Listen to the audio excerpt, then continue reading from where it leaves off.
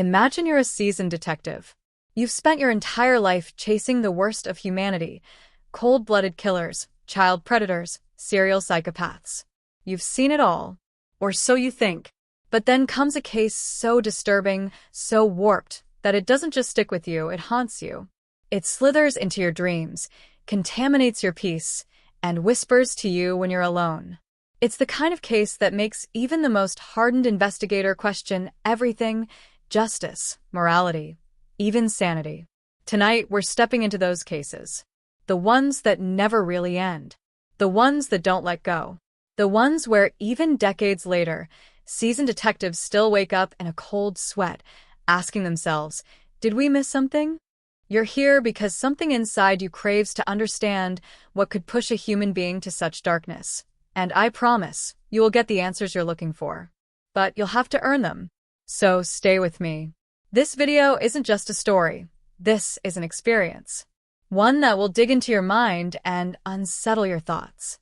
If you've ever found yourself captivated by the twisted psychology of a criminal, or asked yourself how someone could commit acts so vile they leave seasoned officers shaken, then you've just stepped into the right place. We're not just talking about your usual homicide cases. These are the nightmares, the most twisted true crime stories buried deep in police archives. Some were solved, but the answers only raised more questions. Others? Still open, still rotting like an infected wound, the truth just out of reach. But in every single one, there's a moment, a decision, a clue, a breath that changed everything. And tonight I'm going to take you right to that moment. Think about this. Some crimes are so senseless that detectives don't just investigate them, they feel them. They carry them home. They seep into their lives, their relationships, their sleep. One investigator, 30 years into retirement, still hears the sound of a child crying from a case he worked in the 90s. Another says he can still smell the basement where a victim was held for weeks. These aren't just anecdotes. They're raw, psychological scars. And as you hear each story unfold, I want you to imagine what it would be like to step into their shoes. Could you handle what they saw? Could you handle what they felt? That's what we're exploring. Not just the crimes, but the impact. On families. On communities. On the human psyche. As you watch, I want you to listen closely to how the pieces come together. Because this isn't just about horror for horror's sake. This is about the hunt for truth. The obsession with justice. The pain of never knowing why. You'll meet detectives who sacrificed everything for a case: marriages, health, even their careers. You'll meet family members still clinging to hope, praying for closure. And yes, you'll meet the monsters, too, the people capable of the unimaginable. And let me tell you, in some of these cases, evil doesn't look like a shadowy stranger in the night. Sometimes it wears a smile. It drives a minivan. It goes to church. That's what makes these cases so chilling. They remind us that true horror doesn't always come with a warning sign. I need you to lean in here because there's something else I want you to understand. Every case we're about to unravel is real. Every name, every photo, every unspeakable act. This is not fiction. And if you're someone who believes that justice always prevails, well, tonight might shake that belief. Because sometimes the truth is buried. And sometimes the ones who did the worst things walk away clean. That's not just frustrating. It's infuriating. And it's part of what still haunts the people who gave their lives trying to make it right. In some stories, we'll see breakthrough moments: a random traffic stop, a child's drawing, a neighbor's nosy glance that turned everything around. In others, it was a single overlooked detail that derailed everything. A missed call, a broken camera, a crooked cop. This is the real world of true crime. And it's more complicated than any TV drama can ever show. Now, I know you're not here by accident. People don't click on videos like this unless something inside them is drawn to the mystery. Maybe you're the kind of person who needs answers, who can't stand the thought of a puzzle left unsolved. Maybe you've experienced tragedy yourself, and this is your way of making sense of it. Or maybe, just maybe, there's a part of you that wants to understand the darkness, not because you accept it, but because you want to fight it. Whatever brought you here, I want you to know, this story was made for you. And together, we're going to go deep. I'll guide you every step of the way, and I won't just show you the facts. I'll make you feel them. Because these cases deserve more than just headlines. They deserve your full attention. By the end of this video, you'll know what it means when a detective says, "That case still keeps me up at night." You'll see why some crimes never leave the room, why some questions stay open forever. And more importantly, you'll find out what happened, what twisted moment changed everything, what clue broke the case, or what detail made it unsolvable. But right now, there's one case I need to start with. It's the one that changed everything for an entire department. A crime so vile, so psychologically disturbing, that seasoned officers begged to be transferred. It began with a simple welfare check at a suburban home, something officers do every day, usually without incident. But what they found inside that house, it triggered one of the darkest investigations in state history. No one expected what they'd uncover behind that perfectly trimmed lawn and white picket fence. And just when they thought they'd reached the limit of horror, they opened the basement door. The call came in at 11:47 a.m. on a quiet Tuesday morning. The kind of sunny, slow-moving day where neighbors mow their lawns and Amazon trucks roll up and down the street like clockwork.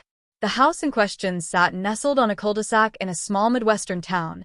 Nothing fancy, just your average two-story home with a flower bed out front and wind chimes on the porch. But someone had grown concerned. A coworker said the main character, Julia Renner, a 36-year-old speech therapist at a nearby elementary school, had missed 3 days of work without calling in. That alone was unusual. Julia was the kind of person you could set your watch by. Reliable, meticulous, always the first to arrive, coffee in hand, lesson plan ready. When she didn't show up to the weekly staff meeting and didn't answer calls or texts, that's when alarm bells started to ring. Julia wasn't just respected in her field, she was adored. Children with speech delays trusted her. Parents raved about her patience. Her colleagues often joked that she was the emotional glue holding the school together. But behind her professional smile, there was a private side to Julia that few people really understood. She lived alone, after ending a long-term relationship nearly a year ago. According to close friends, that breakup hit her hard. The man she'd been seeing, Aaron Daniels, was charming on the surface, but controlling underneath. The kind who slowly isolated her from others, questioned every male friend, and planted seeds of doubt until Julia started pulling away from even her own family. But she ended it finally. She blocked his number, changed her locks, and told friends she was ready to start fresh. For a while, it seemed like she meant it. She had recently taken up hiking and joined a local photography group. She'd even been talking to someone new, a local EMT named Travis who, according to her messages, seemed genuine and grounded. Their first few dates had gone well, but Julia wasn't rushing. She told a friend she liked how normal he felt, like the opposite of chaos. Still, not long before she went silent, Julia posted a cryptic image on her private Instagram story, a photo of a dark path through the woods, captioned, "Not everything that hides is afraid of being found." It didn't fit her usual cheerful posts of sunsets and coffee mugs, and only a few close contacts even saw it. One friend messaged to ask if everything was okay. She never got a reply. When officers arrived at Julia's house for the welfare check, they expected maybe a fall or illness. But the moment they stepped through the front door, it was clear something wasn't right. The air was heavy, stale, quiet, and thick with a tension no one could explain. The curtains were drawn, dishes from several days sat in the sink, and her phone buzzed unanswered on the kitchen counter, flooded with missed calls. There were no signs of forced entry, no broken windows, no blood. But there was something else, something less obvious. A strange odor. Not strong, but present. And the dog, Julia's golden retriever, Max, was locked in the upstairs bathroom, barking like he hadn't seen daylight in days. That, more than anything, told officers something was deeply wrong. Julia loved that dog. She treated him like family. Locking him up, starving him? That didn't make sense. Detectives quickly launched a missing persons investigation, but nothing was adding up. Her car was still in the driveway. Her purse and ID were inside the house. Yet Julia was nowhere to be found. Her calendar on the fridge had notes for upcoming sessions with students, errands, and a dinner date scheduled with Travis that very night. It's as if she'd just vanished, erased, quietly, efficiently. And the more investigators dug, the stranger things became. Her ex-boyfriend Aaron was out of state at the time, confirmed by cell tower data and work logs, but had sent Julia a barrage of unanswered texts 2 days before her disappearance, ending with a single chilling message. You think you're safe, but you never really were. Cops flagged him as a person of interest, but couldn't link him to the scene. At least not yet. Then there was Travis, the new guy.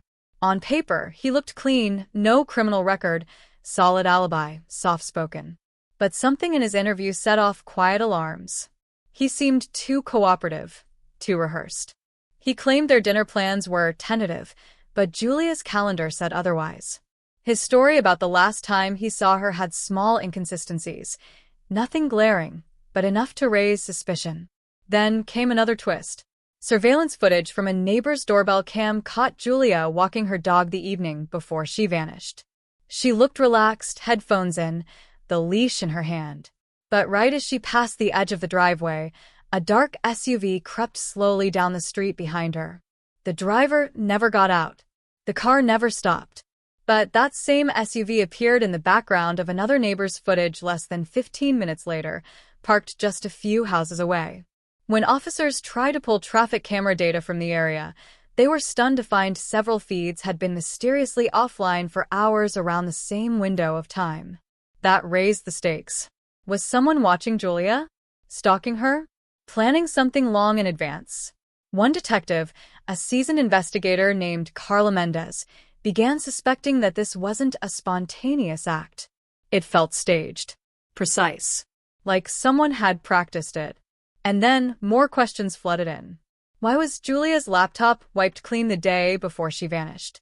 Who deleted her last 3 call logs? And why did a neighbor's child tell police they saw someone sneaking into Miss Renner's backyard with a hoodie and a flashlight a few nights earlier, only to later claim they might have dreamed it? The case started to spiral into something deeper.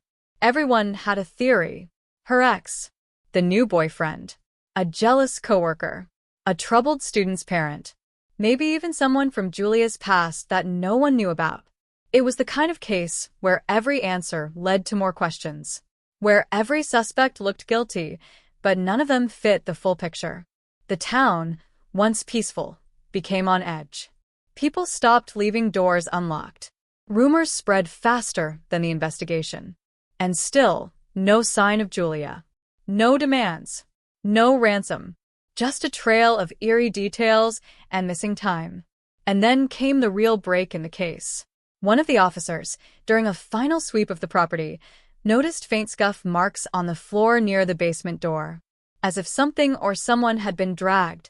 The door itself had always appeared locked, but this time, the officer realized the lock wasn't standard. It had been modified, reinforced, hidden from plain view. It took tools to break it open. And when they did, what they found inside changed everything they thought they knew about Julia Renner, her life, and the people around her. But before we open that door and step into the darkest part of this mystery, you need to be ready. Because what was behind it didn't just terrify the officers who found it, it redefined the case entirely. When the officers finally cracked open the basement door, every sense went on high alert. It wasn't just what they saw, it was how it made them feel. The room was dark, soundproofed, and chillingly organized. A single chair bolted to the center of the floor. Walls lined with insulation and freshly installed paneling. A small table in the corner holding zip ties, duct tape, and, most disturbing of all, a camcorder mounted on a tripod, pointed squarely at the chair. The scene didn't scream chaos. It whispered control. Whoever built this space had done so with purpose and time. It didn't look like Julia's doing, not even close. This wasn't a panic room. It was a prison. The officers were struck silent as they panned their lights across the basement, taking in every inch. No blood. No sign of Julia. But the sickening implication was clear. Someone had brought her here. Someone had planned this. But almost as quickly as the breakthrough came, the momentum stalled. The camcorder's memory card, presumably the key to what had happened down there, was gone. The slot had been pried open and left empty. Detectives were baffled. The basement showed no signs of recent entry other than their own. There were no fingerprints on the table, the tripod, or the chair. Wiped clean. Security footage from the street still showed nothing conclusive. It was as if someone had erased their tracks, not just from the scene but from reality. The missing footage was a gut punch, a blow that turned certainty back into speculation. Who had access to the house in the time between Julia's disappearance and the police discovery? Who knew exactly what to take? As word about the basement leaked, first within the department, then eventually through whispers around town, a strange shift began to happen. One of Julia's closest coworkers, a woman named Denise who had always spoken highly of her, suddenly stopped cooperating with investigators. She canceled interviews, ignored calls, and even went so far as to say she wasn't sure how well she really knew Julia. This didn't sit right with Detective Mendez. Denise had installed a new security system, upgraded her locks, and bought a dog, all within the past week. When questioned, she said simply, "It's not safe to get involved anymore." And then she asked Mendez if she'd ever heard of the Eden Hollow case. Mendez visited her unannounced and noticed something peculiar. Now, she seemed nervous, almost scared. Denise had been the one to raise concerns when Julia went missing, the one who pushed her principal to call for a welfare check. The name meant nothing at first, but a quick database search brought up a bizarre case from 2006. Different state, different context, but eerily similar themes. A young woman vanished under strange circumstances, no body ever found. Just a locked room and a missing camera. The investigation abruptly ended after one of the lead detectives died in a car crash under suspicious conditions. The files were incomplete, witnesses recanted, and it was written off as an unsolved mystery. Mendez started to wonder, was Julia's disappearance part of something bigger? A pattern? A network? Or was she chasing shadows in a case already slipping into darkness? Just as the investigation was finding its footing again, a new obstacle emerged.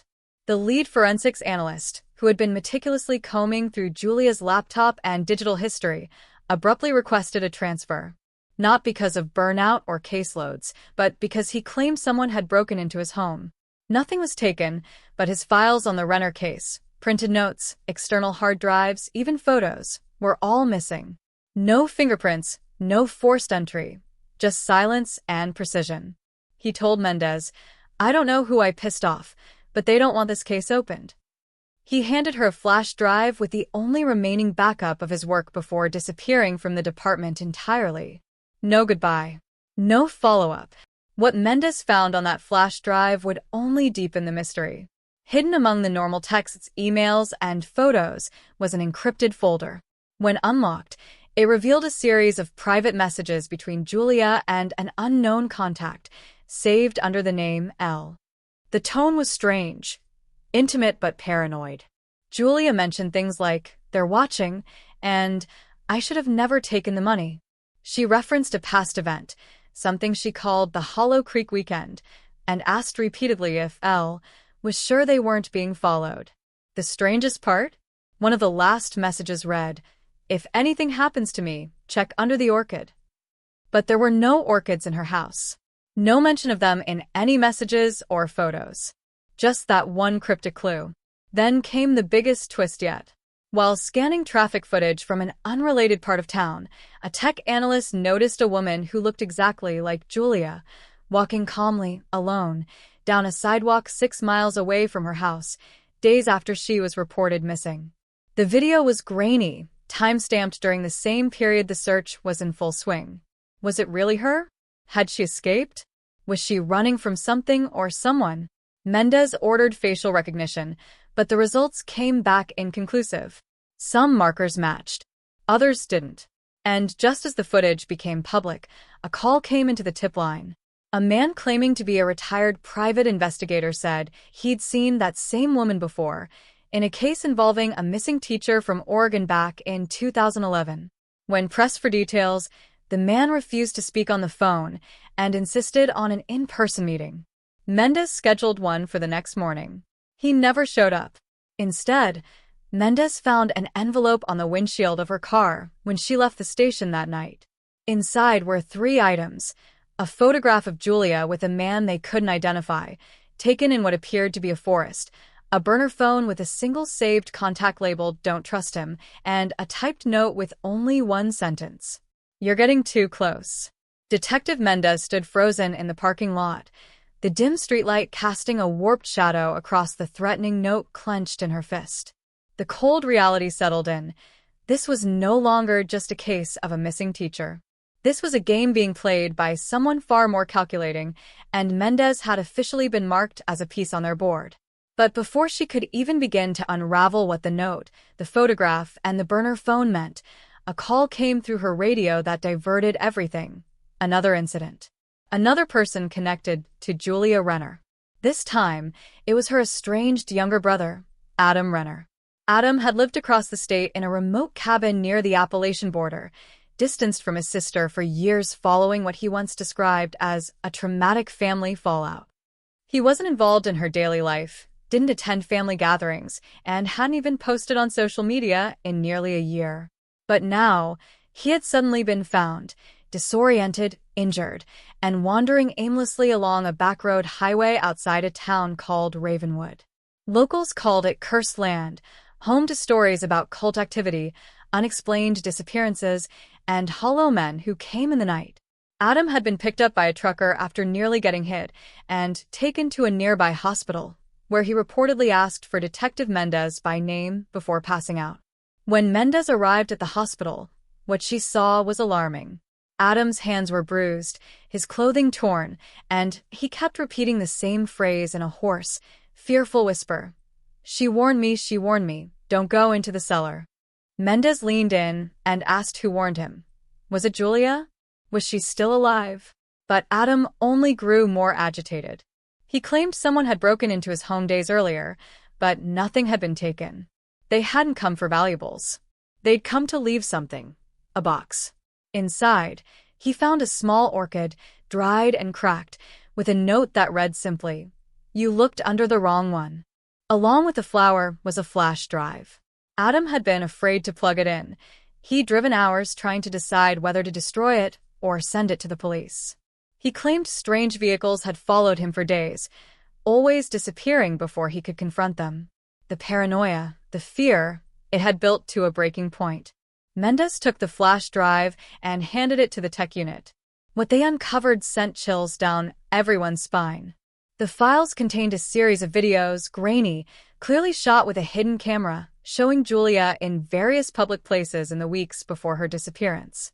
Sitting at a park bench, walking out of her school late at night, filling her car at an isolated gas station. In each clip, a distorted voice narrates softly over the footage. She doesn't know yet. She thinks she's safe. They always do until the final call. The final clip was dated just 2 days before Julia vanished. It showed her in her classroom, late at night, sorting through papers. The camera slowly zoomed in on her face. Then the screen went black. But that wasn't the only shock from the flash drive. There was also a folder titled Eden Hollow Debrief, a reference to the mysterious cold case Mendez had only just begun digging into. The folder contained redacted documents, police reports that had never been entered into the public record, and photographs from the scene, none of which should have been accessible. Mendez realized then that whoever was behind Julia's disappearance hadn't just orchestrated her abduction. They were watching the investigation, 2 steps ahead, manipulating it in real time. Somehow, they were inside the system. And then, just when the pieces seemed to be falling into a terrifying picture, Mendez got an alert from facial recognition. A woman matching Julia's features had been spotted on a bus crossing state lines into Tennessee. The timestamp? The very morning Adam was found wandering in Ravenwood. But here's the kicker. The same system logged that exact same face in a hotel security camera across the country in Oregon. Just 45 minutes apart. 1 face. 2 locations. Impossible, right? Unless Julia Renner was never the only one involved. Unless someone, maybe even everyone, wasn't who they claimed to be.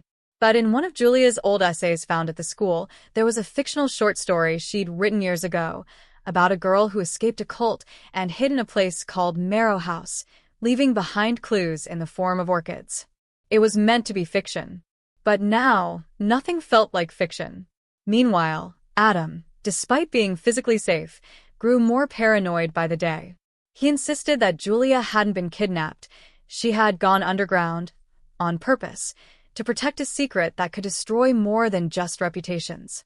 He alluded to something they both knew from childhood, an agreement made with someone named Elias and a place called Marrow House.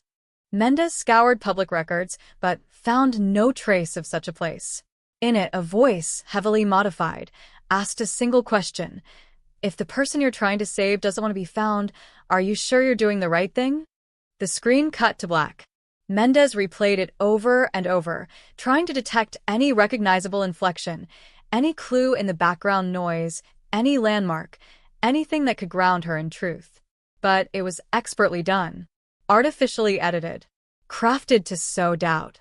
But the timestamp revealed it had occurred while she was still at the hospital with Adam. It wasn't just her they were watching. It was everyone. As the web tightened, a second burner phone, identical to the first, was discovered in the back seat of Mendez's car. This one had a new message. No text. No sender ID. Just a short video file. But his demeanor shifted. Cold. Dismissive. Almost as if he was reading from a script. Later that night, Mendez noticed that her files on the Eden Hollow case had vanished from the secure drive. Logs showed they had been deleted from her account. He questioned why she was pursuing so many unofficial leads. He hinted that perhaps it was time to close the case, mark it as a missing persons file, and move on. Mendez pushed back. The realization didn't hit Detective Mendez all at once. It came in pieces, subtle but undeniable, like the slow dread that creeps in before a storm breaks. At first, it was small things. Her office chair slightly out of place, as if someone had sat there while she was away. A file she swore she locked up suddenly lying on her desk. Her personal coffee mug gone, then back again, but cleaner than she ever left it. She tried to brush it off. Stress, maybe. Sleep deprivation. After all, she was deep in one of the most twisted cases she'd ever worked, and nothing about it followed the rules. But when she spotted the same unfamiliar black SUV parked outside her building 3 nights in a row, a chill settled over her that no rational thought could warm away. She made a mental note of the plates, but the numbers didn't return a match. Government registered, blocked from public search. From that moment on, every step she took felt watched. Every glance over her shoulder felt a beat too late. And deep down, Mendez began to understand. She wasn't just investigating a disappearance. She had become part of it. Her instincts screamed louder when she tried to reach Adam again. After the hospital stay, she had arranged for him to stay at a safe house under a false name, completely off-grid. But when she called the number he'd been given, she was met with a flat, robotic message. This line is no longer in service. Thinking the connection had dropped, she drove out to the location herself, a rented lakefront cabin tucked away in the woods, a place she'd visited twice before. This time it was empty, not just of people but of everything. The furniture was gone. The fridge had been cleared out. The bedding was stripped. The fireplace looked as if it hadn't been lit in weeks. There was no sign of a struggle, no blood, no damage, just total erasure, as if Adam had never been there. Mendez checked the rental log, but her badge was now showing unauthorized access to the file. She wasn't being shut out of a system anymore. The system was turning on her. Back at her apartment that night, she found her front door locked exactly as she'd left it. But when she entered, something felt wrong. Her framed photo of Julia and her brother, which had been sitting on the mantelpiece since the beginning of the case, was now facing backward.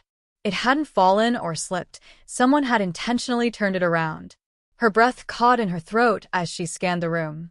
Nothing else was disturbed. No signs of forced entry. No missing items. But then she saw it. On the kitchen counter, sitting beside her untouched mail, was a single object. A white orchid, perfectly fresh, its petals vibrant and smooth, resting on a piece of paper. The note beneath it had just one sentence, printed in blocky, anonymous type. You were warned. That's when she knew this wasn't paranoia anymore. It was real. Someone had been in her home. They'd been close enough to smell her shampoo, to see where she kept her shoes, to study the layout of her living room. And still, she had no idea who they were. As she sat down to try to process it, Mendez finally allowed herself to acknowledge what she'd been pushing away. Fear. Real fear. The kind that seeps into your bones and makes even your reflection feel unfamiliar. She thought about Julia, about Adam, about the woman caught on tape who might have been Julia, or might have been someone else entirely. She thought about the hotel footage, the contradictions, the empty flash drives, the erased files, and the camera pointed at that basement chair. She felt like she was chasing ghosts who were always a step ahead, ghosts who didn't want to be found, and who punished those who tried. Her hands trembled as she opened her laptop and found a new file on her desktop. She hadn't put it there. It was titled simply, Dear Eva. Her stomach dropped. Only her parents and closest friends called her Eva. The department didn't even have that name on record. She clicked the file, and the video began to play. The screen was pitch black for the first 10 seconds. Then static. Then a close-up of Julia's face, crying silently, eyes darting left and right like she was trying to focus on something just out of view. She opened her mouth, and though no sound came out, her lips clearly formed the words, "He's not who you think he is." The screen flickered, and suddenly, it wasn't Julia anymore. It was Mendez. A live feed, her, sitting at her desk in real time. The same sweater. The same background. Mendez leapt to her feet and scanned the room, her heartbeat pounding so hard she thought it might explode through her chest. She looked up. No camera. She checked behind the TV, under the bookshelf, behind the vent covers. Nothing. The feed cut out as quickly as it had begun, returning to the familiar desktop screen. Shaking, Mendez picked up her phone and dialed the only person she could trust, her old academy partner, Casey Miller, now working cyber investigations out of New York. But the call didn't go through. Instead, a robotic voice answered. And then her building's fire alarm went off. She bolted down the hallway, coughing as the blaring siren echoed through the cement walls. Neighbors spilled into the hall, dazed and confused, but there was no smoke, no fire trucks arriving. Just noise. Confusion. As Mendez reached the sidewalk and looked back at her apartment windows, she saw it again. The black SUV. Parked across the street. This time, the driver's side door opened. A figure stepped out, but the face was obscured. Dark hoodie, baseball cap pulled low. Mendez squinted through the haze, trying to catch any identifying mark, but the person simply stood there, watching. When she took a step forward, they calmly got back in the SUV and drove away. No hurry. No panic. As if to say, you can't catch what isn't running. And with that, the reality hit her harder than any bullet ever could. She wasn't the one hunting the truth anymore. She was being hunted. You said. It all started to unravel the moment Mendez received the courier envelope at her precinct. No name, no return address, just her title scribbled in sharp, neat ink. Detective Eva Mendez.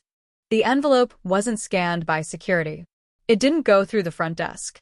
It was sitting on her desk, right on top of her keyboard, as if someone had walked in during lunch and dropped it there without a sound. She hesitated to open it, her mind racing with possibilities. Another threat. A fake lead, some kind of psychological game. But what she found inside was worse than anything she had imagined. There, printed on glossy photo paper, was a picture of her from 8 years ago, standing next to Julia, arms around each other, grinning like sisters.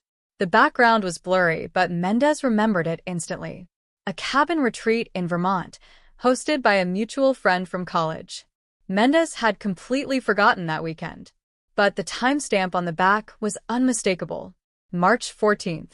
The same day Julia was supposedly out of the country, visiting her terminally ill aunt in Spain. Her hands trembled as she flipped through more photos. In one, Julia and Mendez were sitting on a porch swing. In another, Julia was handing something to Mendez, a flash drive. Mendez squinted, her throat tightening. Her memory felt hazy. Could this be real? Why didn't she remember this? She'd always assumed her time with Julia had ended abruptly years ago, before Julia left the country. But here they were, looking like best friends, like co-conspirators, on a day that didn't make sense. Mendez ran the photos through a facial recognition database. Julia's ID pinged, but Mendez's image didn't return any matches. The system flagged her own face as unconfirmed identity. That's when her phone rang. It was Casey.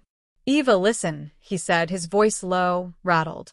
"You need to stop everything. Right now." I don't know how else to say this. You're in someone else's case file. What the hell does that mean? Mendez snapped. I dug into those surveillance feeds you sent me, the ones from the hotel, the basement cam, the street footage. Eva, you're in all of them. At least, someone who looks exactly like you. But here's the problem. There are timestamps that overlap. Different cities. Same time. Same you. Her stomach dropped. That's not possible, she whispered. I know, he replied. Unless someone's been using your identity. Or, he paused. Or maybe you've been part of this longer than you remember. It didn't make sense. She had no memory of being in any of those places. And yet, she saw herself walking through that hotel lobby in Chicago, just minutes after supposedly leaving her apartment in D.C. She reviewed the footage herself. Same posture, same gait, even the same scar above her left eyebrow from a childhood accident. It was her. But it couldn't be. Still reeling, Mendez drove to her childhood home, desperate for clarity, for something to ground her. Her parents had passed years ago, and the place had been rented out since. But something was pulling her back, some buried instinct she couldn't ignore. When she got there, the tenants were gone. Empty rooms, dust-covered furniture. And in the attic, beneath a loose floorboard she didn't remember ever removing, she found a weathered box. Inside were old VHS tapes, labeled with numbers and symbols instead of names. Mendez found a working VCR in the storage closet and popped in the first tape. Static. Then an image. A girl, young, maybe 8, sitting on a cold cement floor, staring into the lens. Her face was familiar. Her eyes were Mendez's eyes. But her name, whispered faintly by someone off camera, was not Eva. It was Nora. The camera panned slowly around the room. Cages. Wires. Clipboards. A logo stamped onto the wall. Miragen Research Labs. Mendez's pulse quickened. Miragen had been shut down 2 decades ago for unethical experimentation, though the details were sealed under federal order. She remembered reading about it once in passing, while looking into a missing persons case in Boston. But what the hell did it have to do with her? She called Casey again, hands shaking. I think I found something. It's from a research lab. Casey, I think I was... But Casey cut her off. You weren't adopted at age 7 like your file says, were you? He asked, his voice cold now distant. No, she whispered, her voice cracking. I was raised by my birth parents. I remember them. But even as she said it, a wave of uncertainty swept over her. She remembered birthdays, holidays, but only in flashes. No smells, no voices, no actual faces. Eva, Casey said softly, your birth certificate is fake. It was issued in 1998, registered under a social worker who died 6 months earlier. I don't think Eva Mendez is your real name. She stood there, frozen in that attic, as her reality cracked open beneath her feet. If she wasn't who she thought she was, if the woman she trusted most, Julia, had known all along, if she had been manipulated into becoming a detective just so someone could keep tabs on her, then what was the point of any of it? And then, as if on cue, her phone buzzed again. A single message. Hello, Nora. Ready to remember everything. You said. Mendez sat alone in her car as the rain blurred the windshield into a smeared gray curtain, her hands clenching the steering wheel like it was the only thing keeping her grounded. The message, hello, Nora. Ready to remember everything, still glowed on her screen, taunting her like a ticking bomb she couldn't disarm. Every part of her body screamed to walk away, to abandon this rabbit hole and pretend none of it ever happened. But she couldn't, not now. The truth was clawing its way to the surface, and the more she fought it, the more everything around her started to unravel. Her world was no longer what it seemed. And maybe it never was. The next morning, she went to confront the only person who might have some answers, Casey. She found him not at the office, but at a safe house outside Arlington, one he rarely used unless things got bad. And when he opened the door, Mendez instantly knew something had changed. He looked like he hadn't slept in days, eyes bloodshot, clothes disheveled. He didn't invite her in. He just stepped aside and nodded, a silent signal that whatever they were about to face was bigger than either of them could have imagined. "I got a call," he said, pouring coffee with a shaking hand. From a restricted line. No voice, no caller ID. Just one sentence.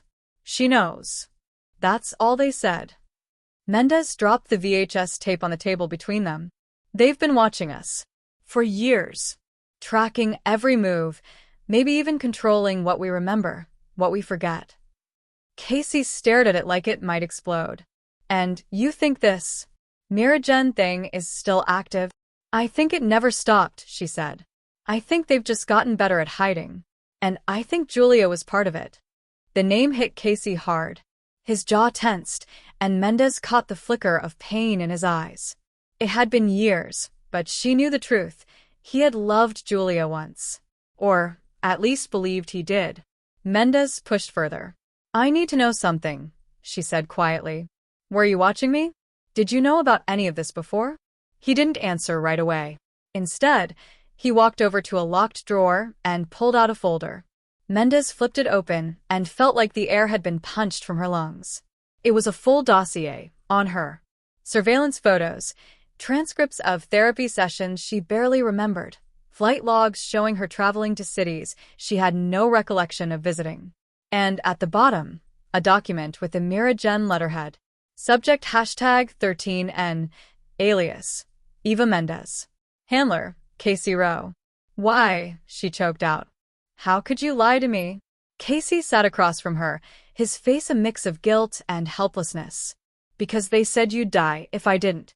Because every time you got too close to the truth, someone made a call, and people started disappearing. I didn't know the full scope of it. I didn't know they were still in your head." "You were supposed to be my partner," Mendez snapped, tears now stinging her eyes. "You were supposed to protect me." "I did," he whispered. "In every way I could." The betrayal hit harder than any bullet. Every case they'd worked, every late-night conversation, every shared scar, it was all tangled in manipulation. And now Mendez faced a decision she never imagined she'd have to make. She had one lead left, a name scribbled in the corner of that VHS tape. Dr. Celine Vargo, a neurologist linked to experimental memory research at Miragen before the lab went dark. Casey warned her not to go after her. Said there were others who'd already tried. None came back. But Mendez had no choice.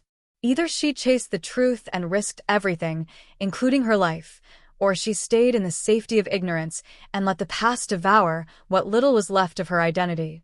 Before she could decide, Casey reached into his coat and handed her a phone. Burner, encrypted. "If you don't hear from me in 72 hours, he said, his voice breaking, "then you'll know they got to me, too." Mendez didn't say goodbye. She walked out into the rain again, this time feeling like a target painted on her back. But as she pulled out of the safe house driveway, she noticed something in her rearview mirror. A black SUV. No plates. Matching her every turn, no matter how subtle. Someone was already watching. Already waiting. And then, her phone lit up again. This time, a video file. She played it, and there she was, strapped to a table, eyes wide with fear, screaming for someone to stop. Julia stood at her side, whispering something into her ear. The timestamp? 3 weeks ago. Mendez knew exactly where she was 3 weeks ago. Solving a kidnapping case in Boston. So then how was she also strapped to a table? And why was she smiling at the end of the video? "You said." Mendez barely made it to the motel before her hands started to shake uncontrollably. She locked the door behind her, triple-checked the windows and turned off every light, then dropped to the floor and just sat there, breathing like she was being hunted, because she was. The image of herself strapped to that table, smiling like some possessed version of the person she thought she was, kept playing in her head like a broken film reel.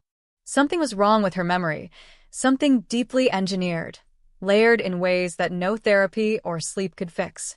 Someone had gotten into her head. And not just to erase things, but to implant them. That's what the video showed her. Not just memories being suppressed but rewritten. She didn't sleep that night. She didn't eat.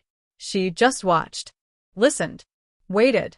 And when the morning light cut through the cracked blinds, she knew what she had to do. She couldn't trust Casey. Not anymore. She couldn't trust anyone. But she could follow the only real lead she had left, Dr. Celine Vargo. The woman whose name had been buried under so many redacted files, it was like someone had gone to war just to erase her from existence. Mendez traced her last known location to an old government facility outside Langley, now supposedly defunct. The perfect place to hide a secret. Or a person. But just before Mendez left, her burner phone buzzed again. This time, it wasn't a message. It was a location pin. Dropped by someone named Cora. She hadn't seen that name since the Denver case, 8 years ago. Mendez had worked undercover with Cora during a cartel sting that went sideways. Cora vanished mid-operation, presumed dead. There was a body. There was a funeral. Mendez had gone. So, who the hell just sent that pin? She followed it anyway. And what she found chilled her to the bone. A warehouse, gutted, scorched, walls covered in what looked like data projections. Dozens of names, strings of numbers, video feeds. Some live. Some labeled terminated. She stepped closer to one of the monitors, and her breath caught in her throat. There she was again on screen, sitting in a chair, eyes open, expression blank. But this wasn't a recording. This was happening in real time. A live feed. From what looked like the same motel room she had just left. Suddenly, the lights clicked on behind her. Nice to see you again, Eva. It was Cora. Very much alive. But it wasn't a warm reunion. Cora was holding a weapon, and she wasn't alone. 2 other figures stepped into view, one of them Mendez recognized instantly. Special Agent Robert Hales. The same man who had trained her. The man who'd vouched for her when she first joined the Bureau. He was a mentor. A friend. She thought he'd retired. But now, there was no badge, no warmth. Just a hard, clinical coldness behind his stare. You weren't supposed to go this far, Hales said. You were programmed to question, not to remember. Mendez backed away, disbelief crashing over her like a wave. Programmed? What the hell are you talking about? This whole thing, Miragen, the clues, the visions, it was part of a containment algorithm, Cora said, stepping closer. We embedded false memories into a small group of operatives. You were one of the test subjects. The idea was to see if we could control narrative perception.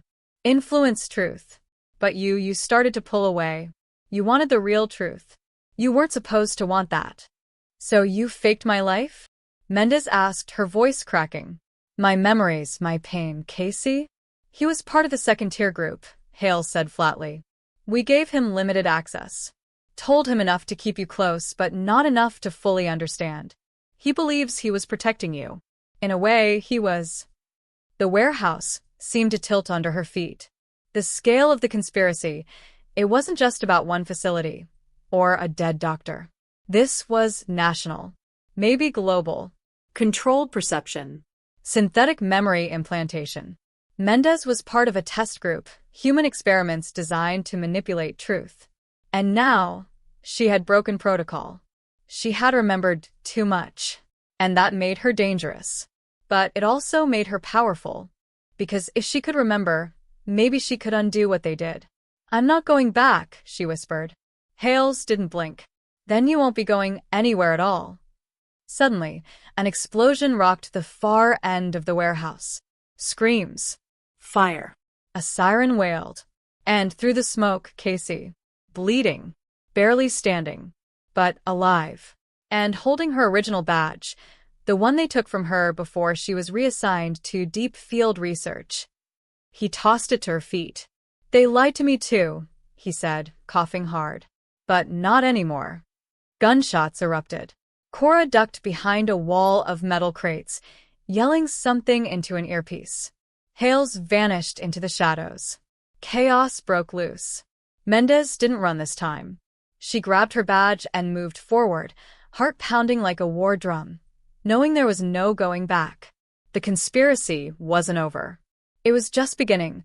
Smoke curled around Mendez's face as she slipped behind a rusted support beam, gripping her badge in one hand and a pistol she hadn't fired in years in the other. Her pulse thudded so loud in her ears it muffled the chaos erupting all around her, the crackle of flames swallowing data servers, the barked orders of agents turned rogue, the sickening thought that everything she once believed in had been scripted by an experiment she never consented to. She had trained for ambushes, for high-value extraction, for deception, but nothing had prepared her for the truth unraveling before her eyes. This wasn't a case gone cold. It was a reality manipulated from the ground up. And at the center of it all was a name she hadn't dared say out loud since the beginning, Celine Vargo. She spotted Vargo moments later, through a curtain of smoke and chaos, standing at the far end of the warehouse in front of a reinforced steel door labeled simply Core. Mendez couldn't breathe. Vargo wasn't a ghost. She wasn't a scapegoat scientist or a name buried in old files. She was here. Alive. And she looked completely untouched by the madness surrounding her, calm, polished, composed. Like she'd been waiting for this moment all along. Mendez approached slowly, one eye still on the battlefield behind her. Casey was pinned down by one of Cora's operatives, trying to upload the last data fragment he pulled from the server before the fire consumed it. He gave Mendez one look, one nod, and kept going, buying her time. Vargo smiled faintly as Mendez drew closer. "I wondered how long it would take you to find your way back," she said. "I designed your mind to be more resilient. The others, well, they broke under pressure. But not you. You're the success story. I'm not part of your experiment anymore," Mendez snapped. "And I'm not interested in being your favorite subject." Vargo stepped aside, motioning toward the reinforced door. "Behind that is the full truth. The recordings. The development logs. Every memory we re-engineered. You want to know who you really are? Go ahead. But I warn you, Agent Mendez, once you see it, you'll never go back to the person you think you are." Mendez hesitated. She had come this far chasing ghosts and fragments of a life that no longer felt like her own. But now, the final piece was right there. And something inside her told her that what lay beyond that door wasn't just the key to this twisted puzzle. It was the key to everything she was never supposed to remember. Suddenly, a loud bang echoed from behind, and Casey shouted her name. Cora had found him, gun raised, cornering him as the upload neared completion. Mendez didn't even think. She ran toward him, dodging fire and ducking beneath falling metal beams. Just as Cora pulled the trigger, Mendez tackled her, sending the shot wide. They crashed hard to the floor. Cora fought like a demon, fueled by something more than anger, maybe guilt, maybe desperation. In the scuffle, Mendez caught a glimpse of Cora's neck, tattooed with the same code sequence Mendez had seen in the recordings. She wasn't just another operative. She was from the same trial group. Another test subject. Another victim who thought she had control. "You don't get to destroy the truth," Mendez growled, slamming her elbow into Cora's jaw. "Not anymore." Casey grabbed the hard drive and shoved it into his bag. "We need to go, now." But before they could move, the warehouse lights dimmed, and a strange whirring filled the air. The core door slid open with a hiss, revealing a massive chamber glowing with hundreds of suspended memory tanks, each labeled with a name. Some were strangers. Others were people Mendez had worked with. Trusted. Loved. One tank flickered as it spun, and Mendez saw her own face inside, eyes closed, floating in some sort of neural solution. "What the hell?" Casey whispered. Vargo's voice echoed through the chamber, no longer calm, but sharp and clinical. "You were never Eva Mendez. That identity was constructed. You are Subject 9, our prototype for memory architecture. We placed you in simulated scenarios for years, observing how you adapted to increasingly difficult moral and psychological environments. Your attachment to Casey? Engineered. Your need to investigate? Implanted. You were the blueprint for a new kind of operative. And you worked beautifully until now. Everything Mendez believed in shattered like glass. The trauma, the missions, the betrayal, it was all part of a closed-loop simulation. Her entire life had been staged. A project. A test. She staggered backward, choking on a scream that never fully formed. But even as the truth burned her from the inside out, one thing remained clear. She wasn't going to let them do it to anyone else. End it, she said to Casey, stepping toward the control panel. Wipe it. Every log, every tank, destroy it. Casey stared at her, torn. If we do that, you'll never know what parts of your life were real. I already know enough. And that's the only truth that matters. He nodded and hit the sequence. Sirens wailed. Lights flashed red. Memory tanks hissed and cracked. Vargo screamed from behind the glass, but Mendez didn't look back. She grabbed Casey's hand, and they ran, through fire, through smoke, through the crumbling skeleton of a conspiracy designed to erase identity and rewrite reality. They didn't stop until they were clear of the building, standing in the cold morning light, watching it collapse in on itself. But just as Mendez thought it was over, her phone buzzed. A message. No sender. Just 2 words. Test resumed. She froze. Somewhere, someone had survived. And the experiment wasn't done.